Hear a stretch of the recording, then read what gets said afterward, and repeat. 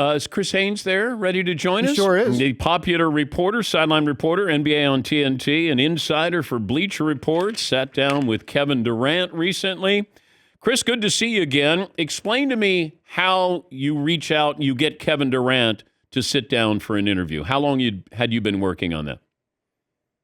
Well, first of all, thanks for having me, DP. I text KD probably about 2 or 3 days before he was to come to Sacramento, where I'm based, where I have a home out there in Sacramento, and let him know I wanted to talk to him. I wanted to, try to get him after the game or before the game. And a lot of times, KD's often busy. Sometimes he sees the text, and that's what I wanted to do. I wanted to put it on his radar. So I did that. He never got a response. So I'm like, okay, I'm pretty sure he saw it, but I'll try to get with him at the game. So I arrived at the arena, and Mark Spears, my brother at Anscape, he was there, and we both wanted to chat with KD. So we bumped into KD before he was to take the court for his pregame workout. So we talked to him, chopped it up, man. We haven't seen KD in probably about a year. And so we told him, like, look, we would like to have some time with you. And he was like, no problem. I got you, brothers. I'll get you after the game. So this was actually after the game. And it wasn't a time it wasn't a time in which he felt like venting because of a loss, because, he was frustrated. This was already set. Okay. And so I got with him after the game. We spoke for about 15 minutes. Anything off limits? No. I think you saw the story. What jumped out at you, Chris, from what Durant had to say? Well, I think what jumped out, I think he knew the line of questioning that I was going to come forth with. What jumped out to me was that for whatever reason, he was just prepared to answer those questions. We never really knew why he requested a trade. He goes into details about how he was going to Steve Nash and telling him, look, I don't think we're prepared properly. We're not doing enough practice. We're not doing enough shell drills. We're not spending enough time on defense. And, KD, like one thing about covering this guy for, I don't know, half a decade, longer than that, on a day-to-day basis, that I know that he's one of the most tireless workers we have in the superstar class in the NBA. And so he really does value what it takes to compete at a championship level. He values the preparation. And so for him saying that speaks volumes. And I know there's a quote out there that he said where he mentions his teammates about, he talked about the starting five that they brought out there in Sacramento. And basically what he was saying is that, there's all this scrutiny on a team that isn't whole. And that's why he mentioned those names. He's like, what are you expecting from that group? He wasn't mentioning it as a disrespect. He's basically saying that these are guys that were not supposed to be starting five caliber guys. They were supposed to be complementary players, and we're doing the best that we can to maximize that group. And in that quote, right after that quote, he says, I'm enjoying playing basketball with them. I'm enjoying getting to see the defenses that teams are throwing against me. And I'm trying to figure it out, navigate it, and work my guys into it. And he's saying he's having probably one of the most fun times of his career. So that part gets left out in him naming that starting five. But, I was just, I really was. I got to be honest. I was just taken back by how upfront he was willing to go that night. How much blame does he take for what has happened there? I mean, he definitely has to shoulder some of the blame. I mean, obviously. But does he? I mean, he helped build this and then wanted to leave. And, and that's what I said. Look, you want to be a leader. A leader would stay and say, how do we fix this? Not, I want to check out. Well, I don't know if I buy that, DP, because we've always had superstars that requested trades. And so, it does come a point to where what you sign up for doesn't materialize. But he wanted Steve Nash. I mean, they wanted DeAndre Jordan, for God's sakes. You got Kyrie. He helped build this. Not every superstar gets to build a team, pick your coach, And KD did. He did, but again, it didn't work out. Steve Nash was obviously somebody who didn't have experience as a head coach before. It just didn't pan out. And I think you have to remember, Steve Nash was with the Golden State Warriors on a part-time basis. And, that's when I was in the Bay Area. So I saw the relationship that bonded and was forged between those two. And so I think maybe KD felt like, Steve Nash being in the Warriors infrastructure, seeing how they get down on a preparation basis, I think he felt like, Steve Nash would implement some of those same things there in Brooklyn. And it didn't work out. Obviously you got the James Harden situation that went south. He was in for a hot minute and out. The Ben Simmons hasn't worked out. Kyrie Irving, look, yes, there were signs. And I actually, I remember when Kevin Durant was a free agent, I went to he had rented a house in the Beverly Hills that summer.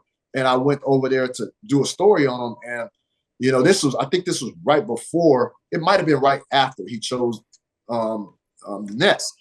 And I asked him, I'm like, what's your comfort level with Kyrie at that point? Because at the time we saw what happened with Cleveland and we saw what happened to Boston. And I believe at that time he told me that, we just don't understand Kyrie. He's a hooper. He's just like me. He's somebody who just wants to play basketball. So the impression I got that he felt like Kyrie was misunderstood. So definitely you have to put some onus on Kevin Durant because he did have a lot of say-so. But ultimately, he doesn't make the final call. The final calls are from the head coach and from management. And it's just things that he felt that he signed up for didn't ultimately materialize. And that's what led him to request a trade over the summer. Talking to Chris Haynes, NBA on TNT sideline reporter, insider for Bleacher Report. What is the likelihood that Kyrie Irving is not with this team later on, maybe in the next couple of months? Do you think Kyrie's here for this entire season? I do. Okay. I do. But is he untradeable, and that's why he's going to be there? Hey, DP, that's why you're good at what you do, man. That's why you're the best, man. Let me answer that question. No, so he will. Sources told me he will. Is expected to return this Sunday against the Memphis Grizzlies. That will be the Brooklyn Nets' first home game after this road trip. With that being said, look, I can't sit here and lie to you and say that there's much value in trading for Kyrie. I haven't. I'm on the phones with a lot of teams. His name is not really coming up. Even for the Los Angeles Lakers, who he was tied to for much of the offseason. That's just not something I'm hearing right now. To answer your question, DP. But if you're talking about beyond this season, do I see Kyrie with the Nets? That's really hard to see. I can't imagine a scenario where he would be a member of the Nets by next season. I'll leave you with this. We brought this up yesterday or the day before. Is Kyrie Irving a Hall of Famer? Ooh, I think if his season were to end now, I'm not saying he's not deserving, but I think if his career were to end now, I don't think he would get the votes to get in. He's still young enough. I believe he's 30. So he's still young enough to get 6 or 7 more dominant years under his belt, try to get behind just all this drama we've seen over the last 5 years. There's still time enough to solidify that spot. But I think if his career were to end right now, I don't think he would have the support. Are you putting in a request to interview Kyrie?